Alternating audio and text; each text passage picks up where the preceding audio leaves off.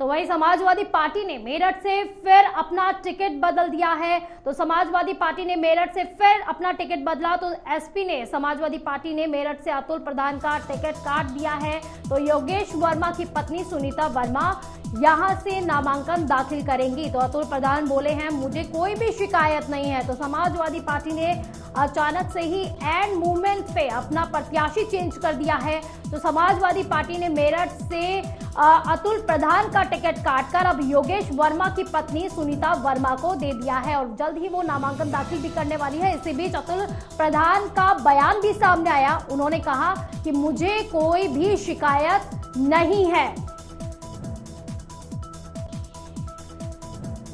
तो इस वक्त की बड़ी खबर आपको मेरठ से बता रहे हैं, जहां पर समाजवादी पार्टी ने एंड मूवमेंट पर अपने प्रत्याशी का नाम बदल दिया है। तो समाजवादी पार्टी ने मेरठ से अतुल प्रधान को टिकट दिया है। तो ज्यादा जानकारी के लिए हमारे संवाददाता मनव्वर हमारे साथ जुड़ गए हैं। मनव्वर, ये एंड मूवमेंट पे जो ये टिकट काटा गया है, कारण क्या है इसके पीछे का?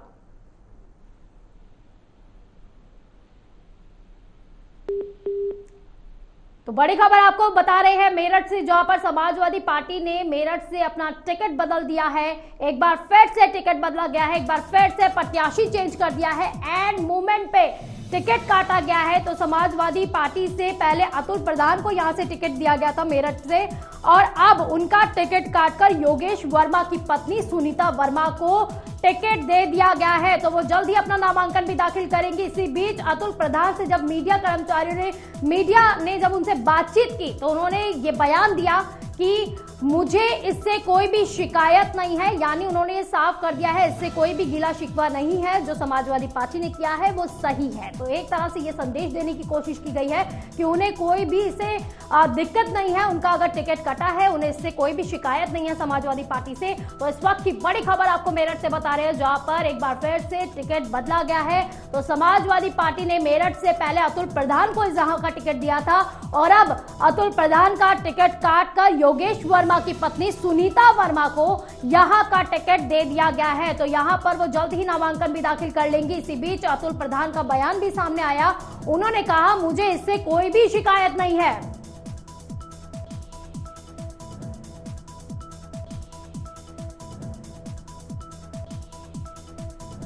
तो अतुल प्रधान ने ये साफ कर दिया है कि उन्हें कोई भी शिकायत नहीं है। तो ज्यादा जानकारी के लिए हमारे संवाददाता मनव्वर हमारे साथ जुड़ गए हैं। तो मनव्वर, एंड मूवमेंट पे जो समाजवादी पार्टी ने टिकट काटा है अतुल प्रधान का, कारण क्या है इसके पीछे?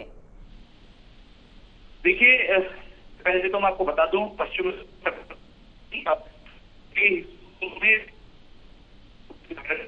टिकट दे रही है।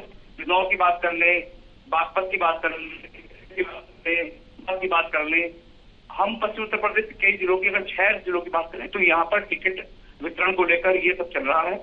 हालांकि जो योगेश वर्मा है वो विधायक है और Bahujan Samaj party Samajwadi party join करने के बाद से उन्होंने मेयर का टिकट भी मांगा और वो अब लोकसभा पर ताश ठोक रहे थे। लेकिन यहाँ पर जिस तरीके से भानु प्रताप एडवोकेट का टिकट होगा उसको लेकर जो स्थानीय कार्यकर्ता थे, नेता थे, उन्हें निराशा थी कि भारी प्रत्याशी हम लेकर आया है। उसके बाद यहाँ अतुल प्रधान को टिकट दिया गया। हालांकि ये भी लोगों की समझ में नहीं आया कि आधार पर टिकट दिया गया, क्योंकि अतुल प्रधान ने लड़ा था, विधायक का चुनाव लड़ा था। उससे पहले जिला पंचायत में भी उनकी जो पत्नी थी वो अध्यक्ष रही थी। तो बैक टू बैक अगर अतुल प्रधान को टिकट मिल रहे थे, इसका विरोध भी स्थानीय नेताओं ने शुरू किया कि आंकड़े क्या है, जीत कैसे दर्ज होगी।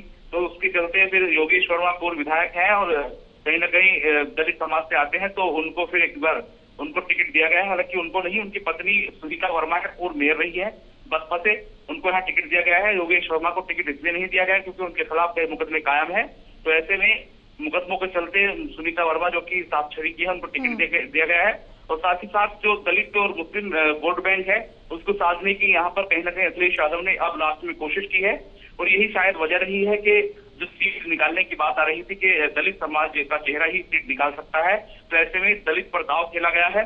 हालांकि भानु प्रताप भी इसी समुदाय से, इसी उससे आते थे, लेकिन उनको इसलिए हटा दिया गया क्योंकि बाहरी प्रत्याशी थे। अतुल प्रधान को हटा करके यहाँ पर योगेश चौहान की पत्नी को लाया गया है। लेकिन मनोहर, यहाँ से फिर सवाल तो ये भी उठ जाता है, क्या फिर अखिलेश यादव अपने कार्यकर्ताओं के मन की बात नहीं समझ पा रहे, अपने लोगों की मन की बात नहीं समझ पा रहे कि किसे टिकट देना है, किसे नहीं देना है? क्योंकि अगर बार बार टिकट काटा जाता है तो जनता को भी एक गलत संदेश जाता है, और विपक्ष अगर देखा जाए तो बीजेपी को भी कहीं ना कहीं वो मौका दे रही है कि कितनी ज्यादा कंफ्यूजन है उनकी पार्टी में। बेशक ये स्थिति पहले दिन से बनी हुई है। बिजनौर लोकसभा सीट पर जो पूर्व कैबिनेट मंत्री थे शाहिद मंजूर, वो दावा पेश कर रहे थे। उनका ये कहना था कि 42% मुस्लिम है और उनका जो कि सेकुलर नेता है, उनका वर्चस्व है, तो वो सीट निकाल लेंगे। लेकिन उसके चलते वहां पर जो टिकट था यशवीर को दिया गया। उसके बाद अब दीपक सैनी है, उनको टिकट दिया गया। लेकिन यहाँ पर जो शाहिद मंजूर थे, उनका टिकट नहीं किया गया, जिससे नाराज होकर के शाहिद मंजूर बताया जाता है उमराह चले गए हैं। और ऐसे में मेरठ सीट पर भी ये समझौता, लगातार टिकट बदले जा रहे हैं। कार्यकर्ता से लेकर नेता कहीं ना कहीं सत्ते में थे। नेताओं ने तो अपने लिफाफों में टोपी और जो अपने कह सकते हैं पत्र थे पार्टी से इस्तीफा देने के, वो इस्तीफा पत्र अपने लिफाफों में बंद करके अखिलेश यादव को भेज दिए थे कि ये क्या चल रहा है। हालांकि आखिरी मोमेंट पर इस तरह की फिर सामने पेशकश हुई है, तो कहीं ना कहीं आम जो जनमानस है, खासतौर से उनका वोटर है, वो असमंजस में है कि आखिर किस पर वो दाव खेलें, किसको वो अपना वोट दें। और वोट दें क्या, उनको ऐसा लगता है कि वोट अगर देंगे तो वो जीतेंगे या नहीं जीतेंगे। अखिलेश यादव अपने स्थानीय नेताओं की बात नहीं समझ पा रहे। हालांकि उन्होंने बैक टू बैक आखिर तक अपने स्थानीय नेताओं से मशवरा लिया, राय मशवरा करने के बाद टिकट दिए, लेकिन उसके बावजूद भी टिकट वो नहीं दिए गए जिन पर मशवरा हुआ। अपने हिसाब से अखिलेश यादव ने अपने नेताओं के, जो बड़े नेता है उनके हिसाब से टिकट दिए। हम अगर मुरादाबाद की बात कर लें तो वहां पर भी ये हुआ।